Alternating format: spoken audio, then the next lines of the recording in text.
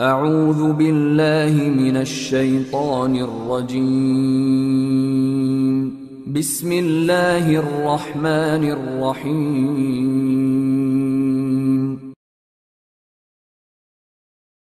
بسم الله والحمد لله والصلاة والسلام على رسول الله أما بعد Esselamu Aleyküm ve Rahmetullah. Allah'ın da eskeri dilimizden gazet bile bugün günümüzde başlayıq. Bugün biz ne bile Abdullah ibn Umar'dan kelgen hadis Allah'ın kelçisi sallallahu aleyhi ve sellem aytqanda deydi: "Az-zulmu zulumatun yawmal qiyamah."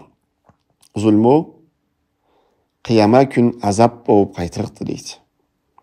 Artıqlıq qiyama gün qiyinlik bolup qaytırıqtı deydi.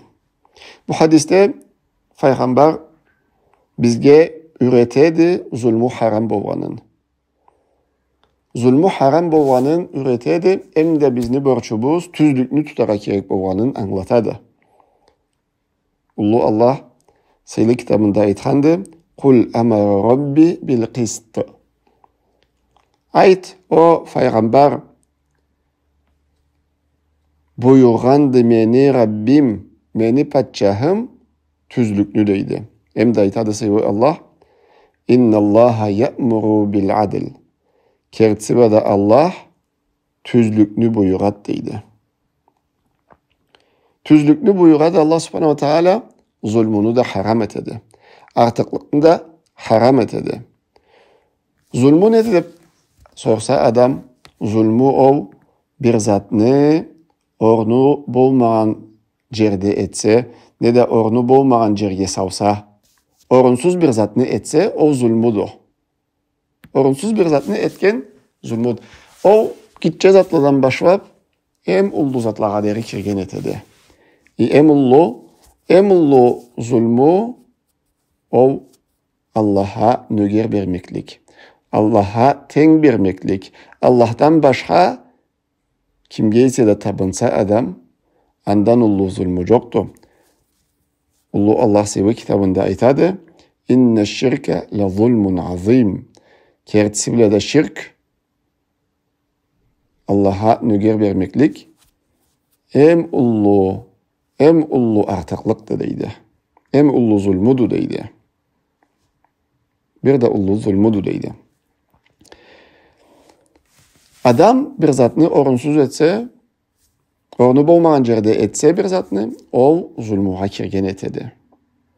Aytqanыбызча, arı ullu zatlara kirelle, gitçe zatlara kirelle, hem ullu o Allah'ın hakkın vermese, Allah'a kimniyse ten etse, nöger berse, o emullu zulm bolğan etedi. Anga göre Allah'ın buyrukların tavturmasa, Allah'a boysunmasa, o da zulmdu. Namazın kılmasa, orucasını tutmasa, zikatın vermese, haciliğine barmasa, ayağın başka borçlarını etmese, ne de Allah haramdı degen zattan kesin tiymasa, arakı içkenini koymasa, aydan başka urlağanını, tırlağanını koymasa, o zulmdu. Allah'ın hakkına kirgen etedi de, Allah'ın hakkın vermeydi de, o bir de ullu zulm bolğan etedi, bir de ullu artıqlık bolat. Anızından kelgen zulmü o Peygamberini hakkın vermese, anı sayın körmese, anı kereklisiçe süymese, anı joruğun tutmasa, anı sözüne tınlamasa, o da zulmdu. O da ullu zulmdu. Boş zulmtüldü.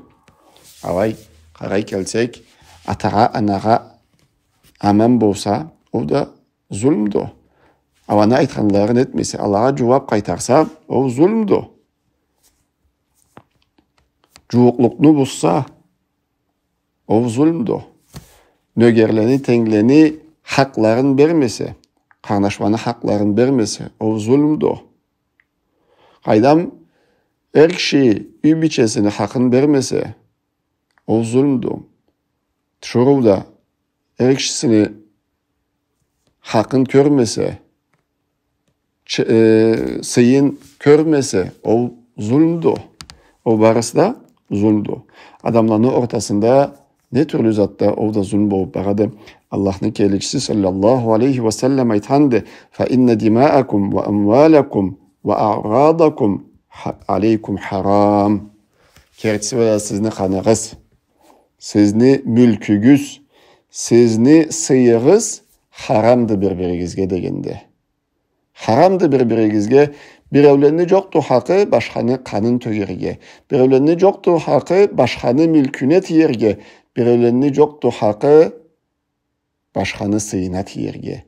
Allah'a tiymegiz, Allah'a tiysegiz zulmuğa kirliksiz, artıklık eteriksiz deydi. O barısı da zulmdu.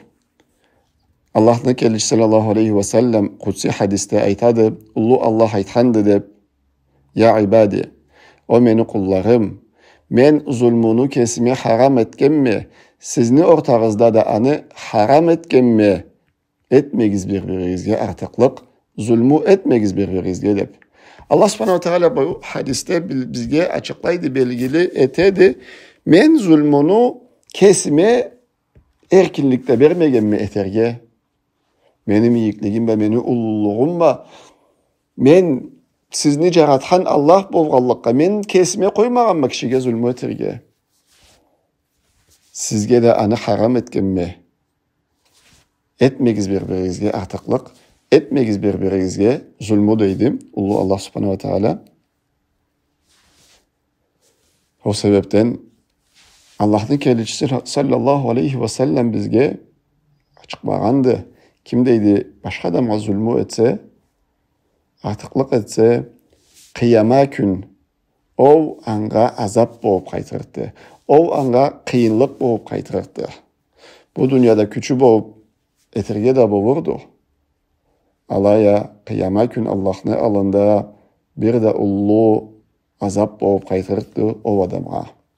Hem de zulmünün 3 türlüsü vardı. Anı da bileyik, avrarakta eskergen edik. Zulmünün 3 türlüsü vardı. Birincisi Allah çırt geçerik tüldü. Bir zulmünü Allah çırt geçerik tüldü. O neydi? O Allah'a nöger vermeklik. O Allah'a şirk etmeklik.